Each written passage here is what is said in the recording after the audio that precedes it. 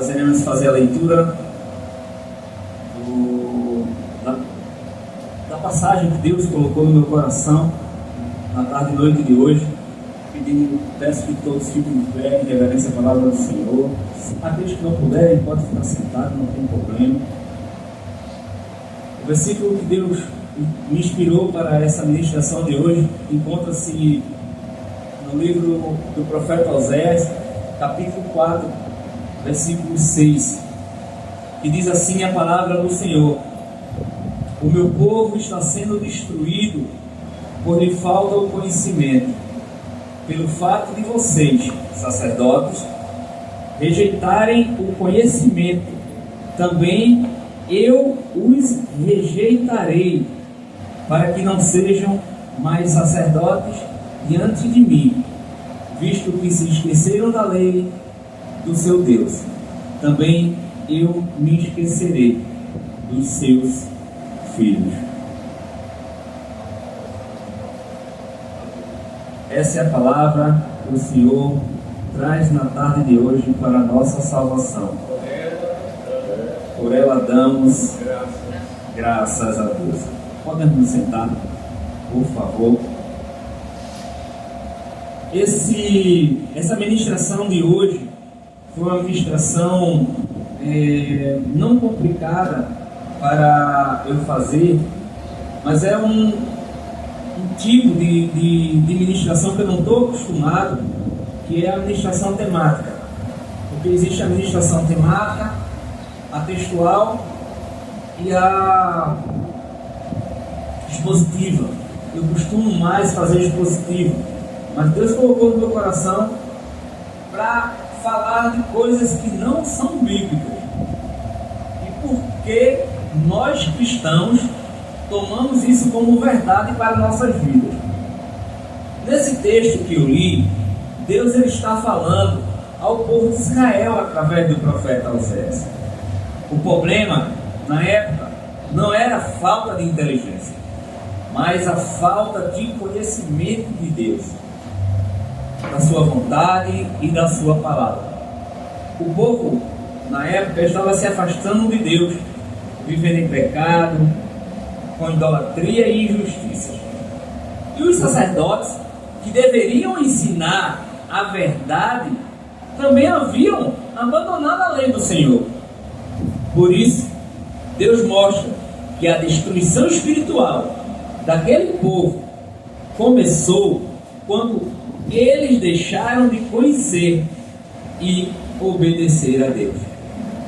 Pois é, hoje muitas doutrinas pessoais estão sendo inseridas dentro de nossas vidas e a gente nem está percebendo. Achamos lindo, algumas vezes não gostamos, mas a multidão aplaude. Aí nós aplaudimos juntos. Só que tudo isso gera consequências.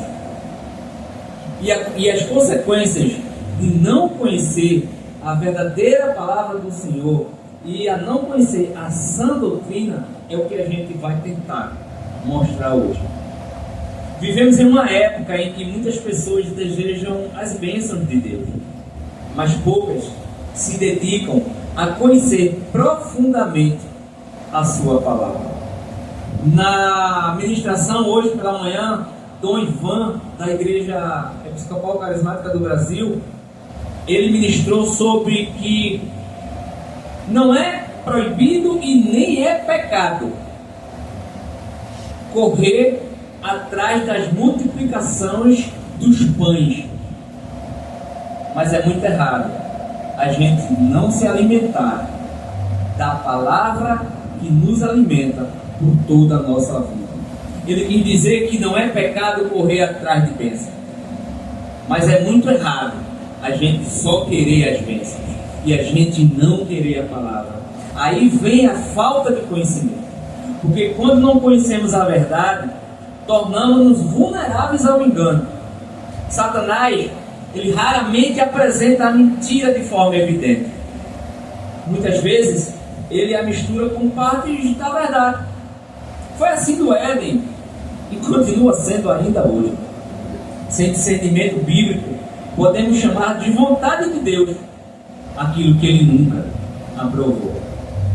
A sã doutrina revela quem Deus é, quem nós somos e qual é o propósito da nossa vida.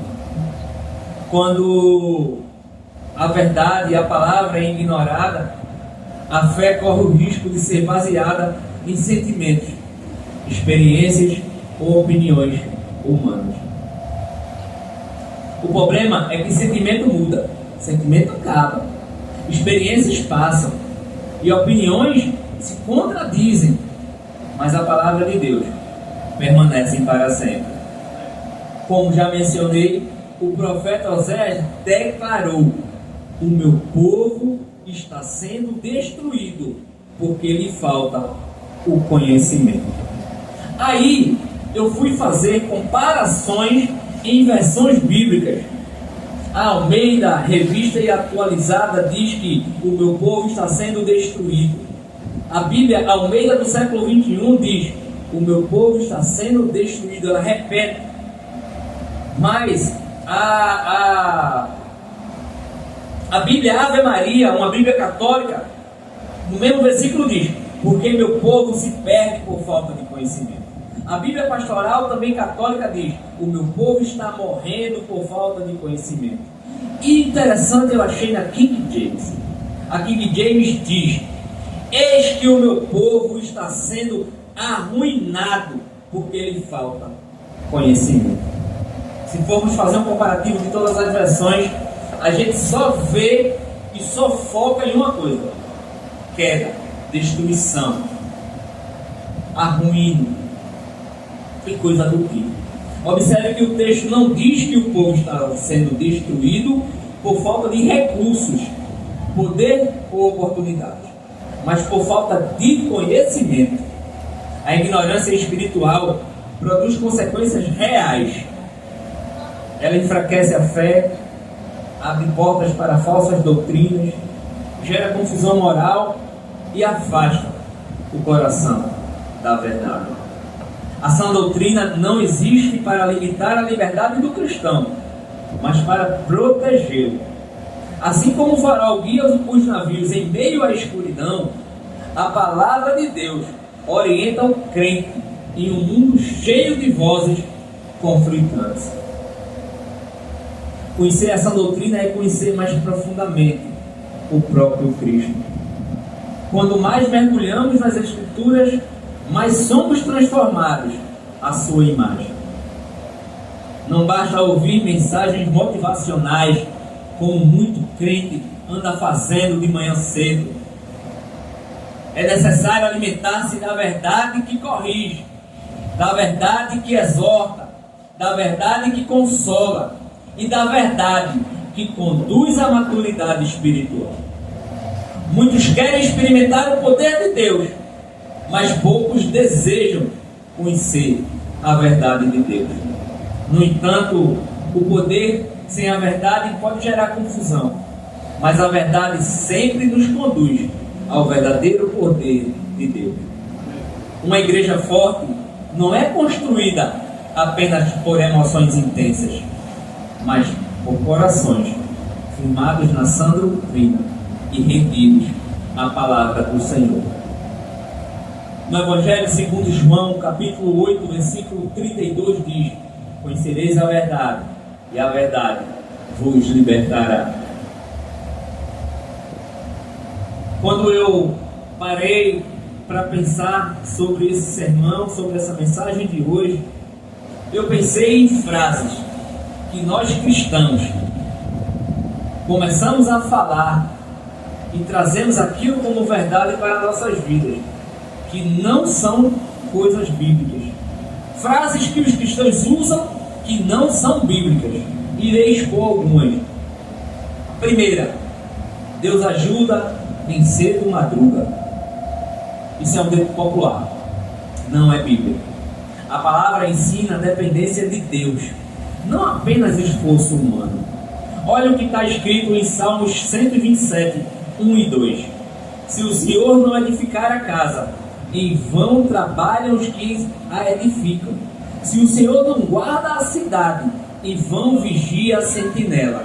Inútil vos será levantar de madrugada, repousar à tarde, comer o pão de dores, pois assim dá ele aos seus amados o sono. O versículo fala aqui em vão, é em vão que nós façamos todos os esforços, se a nossa dependência não for no Senhor Jesus.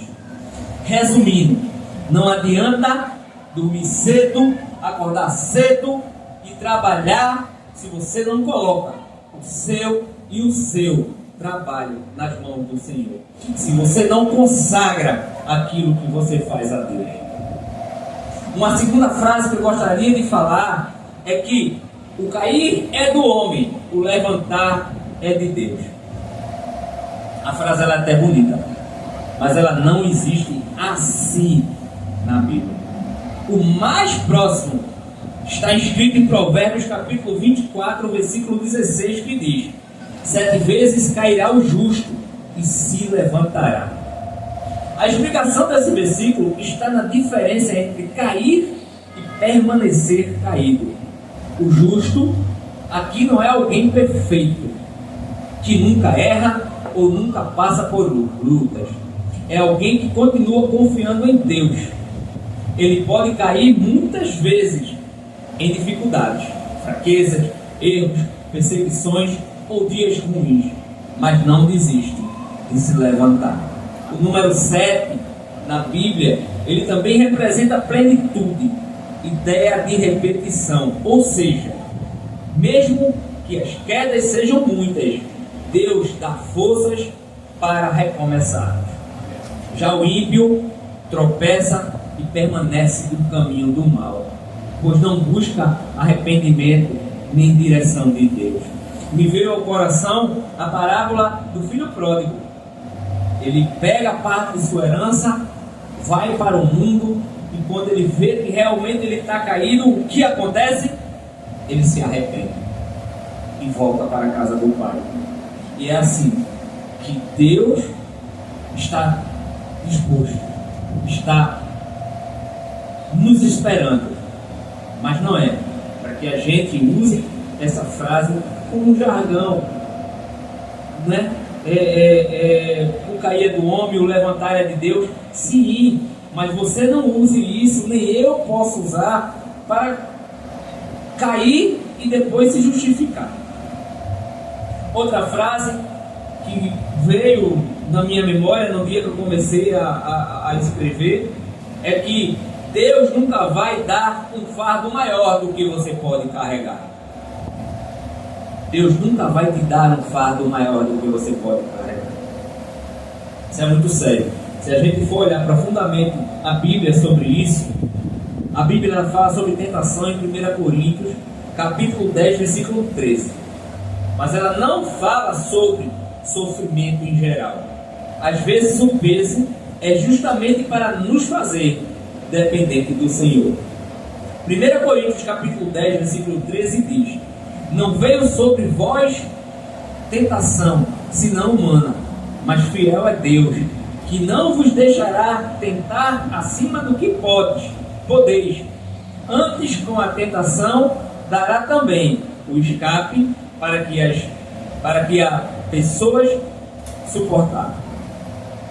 Essa frase, ela ressalta que o nosso peso vem de Deus, e a palavra de Deus diz que as tentações não são humanas. Olha só, olha o que a frase diz: Deus nunca vai te dar um fardo maior do que você pode carregar. A frase, ela está ressaltando que o peso vem de Deus, e o peso não vem de Deus. O peso não vem de Deus. As tentações, elas são humanas, não é bíblico. Deus nunca vai tentar ninguém. Deus nunca vai dar peso a ninguém. Outra frase que nós escutamos muito e falamos muito, inclusive dentro da igreja, não nessa, mas eu já escutei essa frase: pare de sonhar pequeno, Deus vai te dar tudo o que você quiser. Deus não é gênio da lâmpada. Deus não é realizador de desejos carnais. Essa frase vem sendo muito pregada em igrejas que pregam a teologia da prosperidade, porque a vontade de Deus vem acima da nossa. Mateus capítulo 6, versículo 10 diz: venha o teu reino, seja feita a tua vontade, assim na terra como no céu. Meu irmão e minha irmã, a vontade de Deus na vida do cristão, ela é suprema. Berg, você está dizendo que o crente ele não pode pensar alto, ele não pode pensar grande? Tem que pensar assim, irmão. Se hoje você pode se alimentar de X comida, peça ao Senhor para amanhã você poder se alimentar de X ao quadrado. Se hoje você fez uma viagem para X lugar, peça ao Senhor para amanhã você viajar para X ao quadrado. Porque nós temos sim que usufruir das coisas boas que estão na terra, mas a gente não pode focar na prosperidade financeira, porque a palavra de Deus também diz que buscar em primeiro lugar o reino de Deus e as demais coisas Ele vai acrescentar. Eu hoje pela manhã, eu tenho um canal no YouTube que essa mensagem está sendo passada por ele, é um alimento diário. Eu gravei uma mensagem que escutamos muito, inclusive em cursilhos, como eu estava conversando com o reverendo Borges e com o reverendo Getúlio lá na sala pastoral, como temos tido dificuldades de levar pessoas para o cursilho, como estamos tendo dificuldade de mostrar o verdadeiro evangelho, para que as pessoas abram os seus corações para Jesus, para que o reino de Deus entre. E uma frase a gente escuta muito sobre cursilho, que é essa que eu vou falar: quem não vem pelo amor, vem pela dor. Isso não é versículo. Muita gente pensa que é, mas isso não é versículo. Deus, Ele corrige e disciplina sim, mas essa frase virou chavão popular. A frase que não vem pelo amor, vem pela dor, é muito popular, mas não é uma frase bíblica.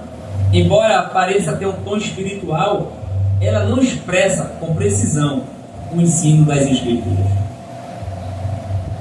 Vou lhe mostrar alguns motivos que provam que essa frase não é bíblica. Em Efésios capítulo 2, versículo 8 diz: porque pela graça sois salvos, mediante a fé. A salvação e o relacionamento com Deus não acontecem pela dor, mas pela graça. O segundo motivo que eu posso listar é que a dor não garante arrependimento ou aproximação de Deus.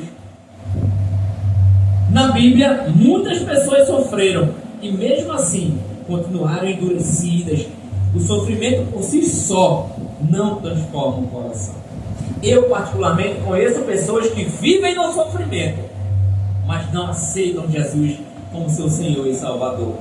Então, dizer que a pessoa vai vir pela dor é mentira de Satanás, porque Deus não impõe dor. Terceiro motivo, eu posso ler Jeremias 31:3, que diz: com amor eterno eu te amei, por isso com benignidade te atraí.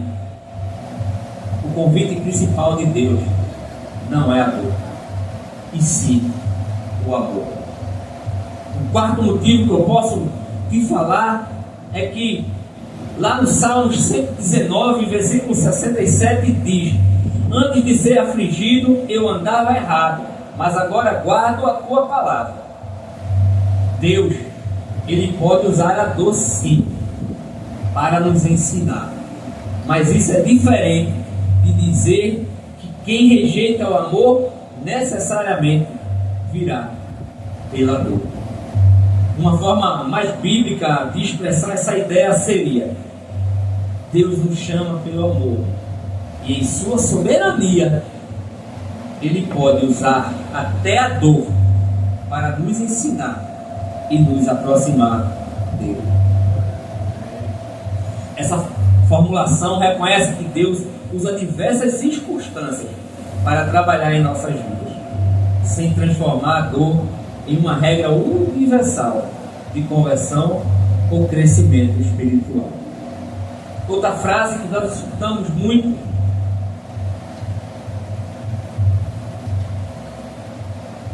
é a seguinte: irmão, não se preocupa não, Deus conhece teu coração. Isso é até bíblico, mas tem muita gente usando isso para justificar pecado. E a própria Bíblia diz que o coração do homem, ele é enganoso. Em Jeremias capítulo 17, versículo 9 diz: enganoso é o coração, mais do que todas as coisas, e perverso, quem o conhecerá? Nesse versículo, o profeta Jeremias mostra uma verdade profunda sobre a natureza humana.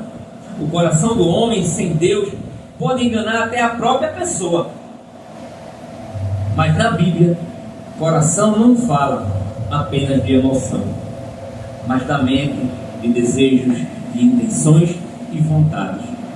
Deus está dizendo que o ser humano tende a justificar erros, seguir desejos errados e confiar demais em si mesmo. Uma frase que escutamos também por aí é que pequenos erros não têm problema.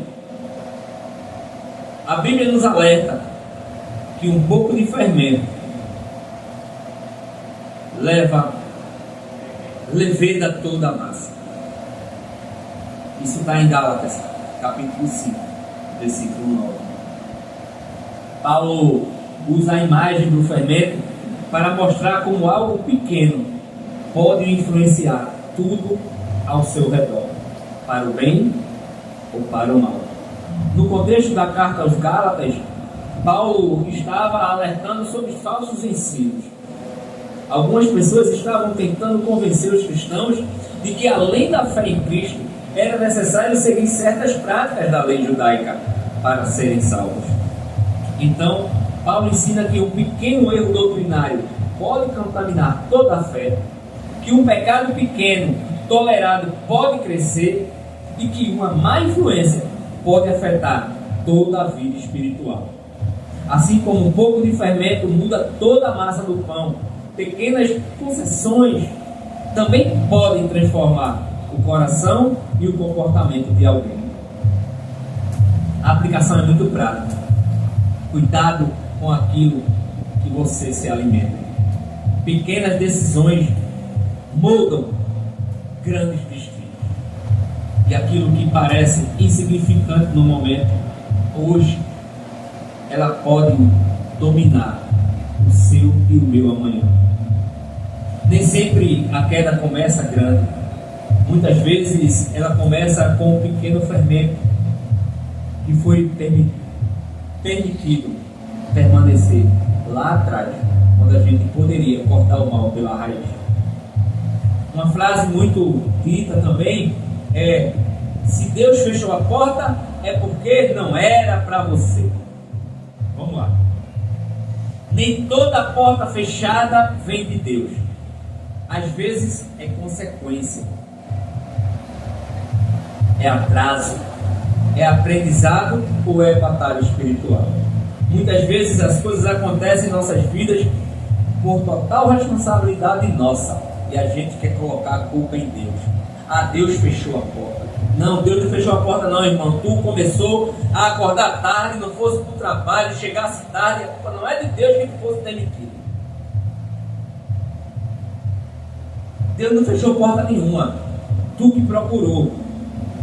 Porque muitas vezes acontecem coisas e a gente, como eu falei, quer colocar em Deus toda a responsabilidade, quando as resoluções são nossas.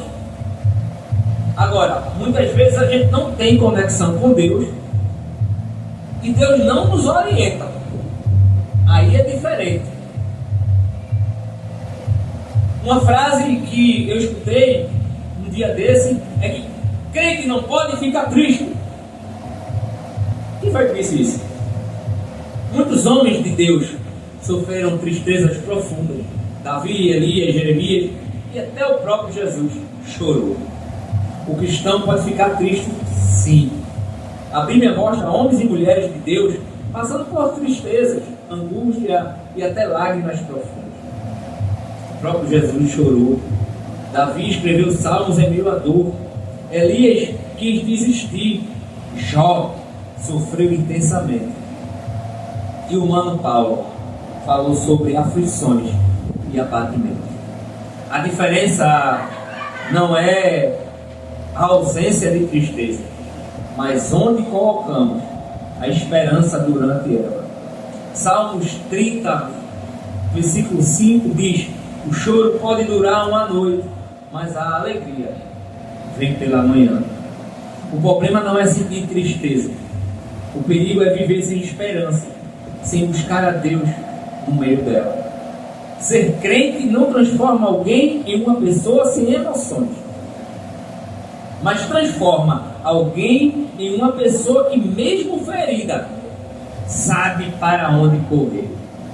Todo crente deveria saber de onde veio, aonde está e para onde quer ir. Eu poderia deixar uma reflexão muito curta para você sobre esse versículo. Até os fortes da Bíblia choraram. Fé não é nunca fica triste. Fé é continuar confiando em Deus, mesmo em dias de tristeza. Outra frase é que falam muito, é que o importante é seguir o coração. Liga o alerta aí.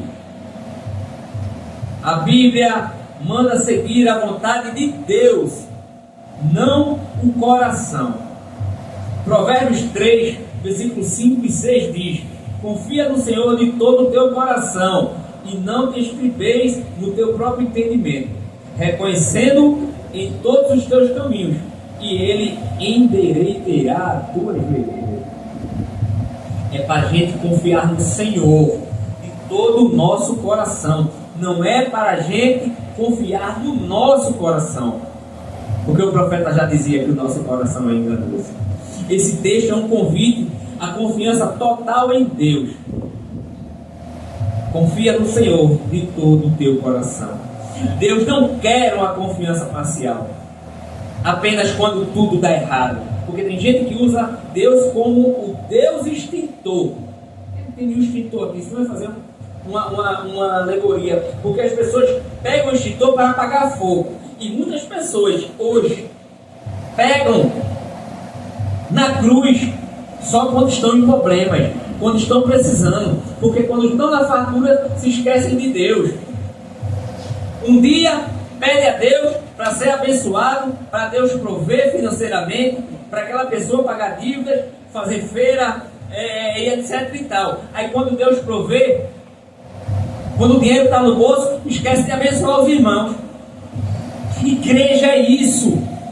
Igreja, evangelho é um mendigo dando pão a outro mendigo na rua. E essa rua é a igreja do Senhor. Precisamos ter mais coinonia, precisamos ter mais comunhão. A gente, quando está por cima, muitas vezes a gente se esquece de Deus. Aí quando a gente está precisando, está necessitando, aí eu começo a usar versículos bíblicos para se favorecer. Do jeito que Deus proveu com Abraão o cordeiro para não matar Isaac, Ele vai prover na minha vida. E Deus vai, porque a bondade de Deus ela nos persegue. E Deus vai e abençoa. Agora, quando Deus abençoa, a gente se esquece de abençoar quem está precisando também.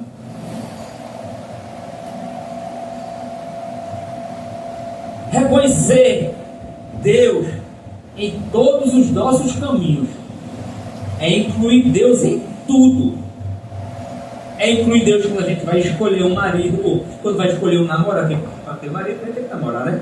Tá, quando for escolher um namorado, é para quando a gente for tomar decisões dentro de nossas casas. É colocar Deus, incluir Deus no nosso relacionamento, porque muitos casamentos estão se afogando nas águas do desespero, porque não tem Deus. A palavra do Senhor diz que um cordão de 3 dobras dificilmente será quebrado. E um cordão de 3 dobras na minha mente, no momento, vem 3 cordas. Você, Deus e sua esposa. Você, Deus e seu esposo. Temos que colocar Deus dentro de nossos relacionamentos, dentro de nosso trabalho. Temos que incluir Deus. Porque se a gente não consagrar, Provérbios 16, 9, eu acho, diz que consagra ao Senhor tudo que você faz e tudo será bem sucedido. Eu trago isso para o meu coração todos os dias quando eu vou trabalhar. Deus, que o Senhor esteja à frente, que o Senhor me torne menos difícil, que o Senhor me coloque na frente daquele cliente difícil, mas que a gente seja abençoado por Ti, que a gente possa fazer tudo perante a Tua vontade e vem dando certo. Temos que incluir Deus dentro de nossa família. Quando foi que você parou para orar com seu filho? Quando foi que você parou para olhar com seu cônjuge?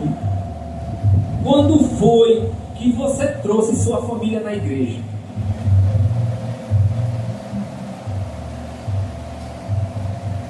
Todo mundo sonha, mas até nos sonhos temos que incluir Deus. Eu estou com um sonho para 2027. Em 2025 eu fui em Santa Catarina, conheci Beto Carreiro Ouro. Era um sonho de criança. Quem nasceu na década de 70 sabe do que eu estou falando. E fui depois de velho. Quando eu voltei de Santa Catarina, eu disse a minha filha, ela tem 4 anos, eu disse: pai, vai lhe levar em Santa Catarina, pai, vai lhe levar em Beto Carreiro Ouro. Vou tentar fazer com você o que meus pais não fizeram comigo. É um sonho, mas eu estou colocando na mão do Senhor. Antes do culto, eu conversando com o reverendo Getúlio, eu disse a ele que eu estou indo para uma feira em São Paulo, em julho, que eu pedi ao Senhor para ir para essa feira. É uma feira no meu ramo profissional, e era um sonho, e eu pedi a Deus, fiz a inscrição em janeiro, pela fé, porque eu não tinha comprado passagem de avião, de ônibus, de jegue, de nada, não tinha visto hotel, não tinha visto nada, fiz a inscrição pela fé, porque na época eu não tinha dinheiro nem para pagar um ônibus por Boa Vista. Quando foi no começo do mês agora, Deus abençoou. Estou indo para São Paulo, não estou gastando R$1 do meu bolso. Deus é bom, e a bondade dele nos persegue. Não devemos apenas buscar Deus em emergências, mas caminhar com Ele todos os dias, diariamente. E Ele endireitará as tuas veredas. Assim termina o versículo. Deus promete direção. Nem sempre o caminho será fácil, mas Ele guia, corrige rotas e conduz o propósito certo. Muitas vezes a gente pega o ônibus da vida e pensa que aquele caminho é o caminho correto.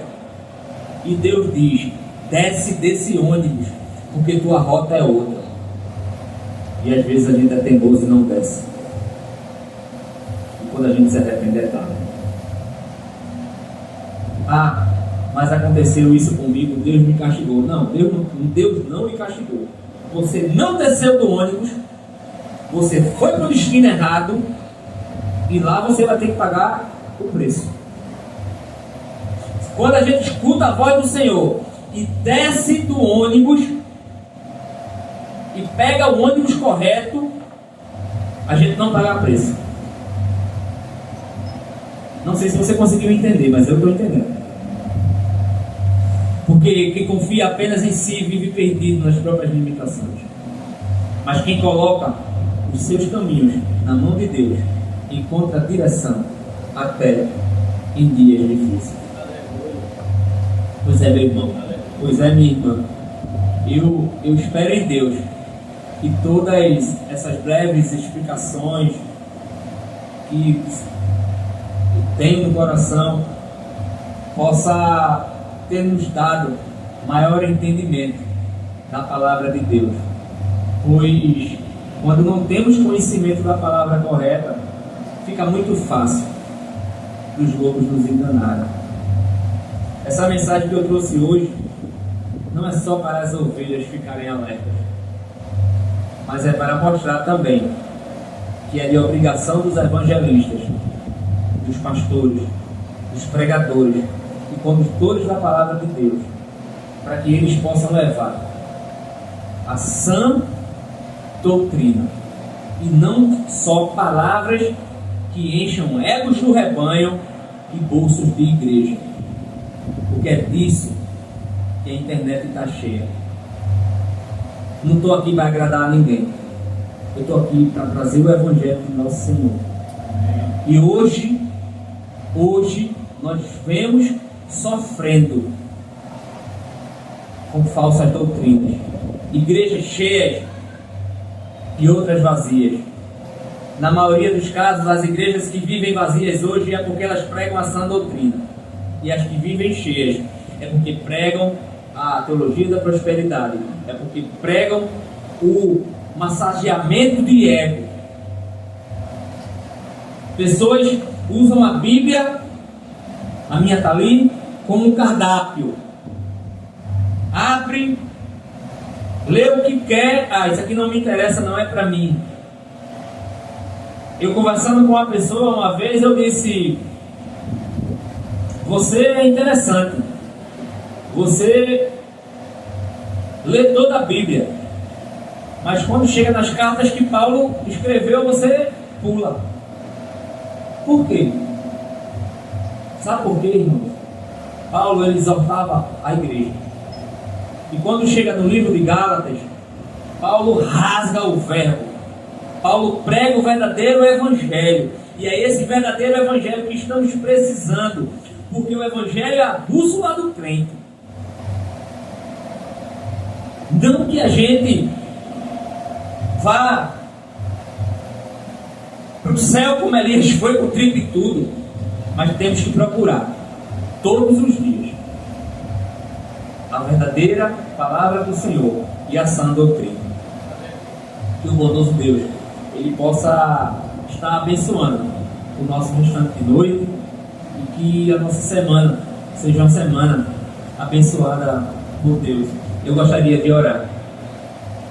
Pai amado Deus, obrigado, Pai, obrigado por essa oportunidade de ter sido o condutor da Tua palavra nessa tarde e noite de hoje, e que o Senhor possa estar queimando não só o meu coração, mas queimando o coração de todos os evangelistas do Brasil, todos, não só do Brasil como do mundo, todos os pastores, todos os pregadores, todas as pessoas que estão nos seminários que esse país tem, mas para que eles, Senhor, levem a Tua verdadeira palavra, para que eles levem a Tua sã doutrina, porque a Tua palavra é a bússola que precisamos para procurar o norte de nossas vidas. Assim te agradeço, Pai, em nome do Pai, em nome do Filho, em nome do Espírito Santo. Amém.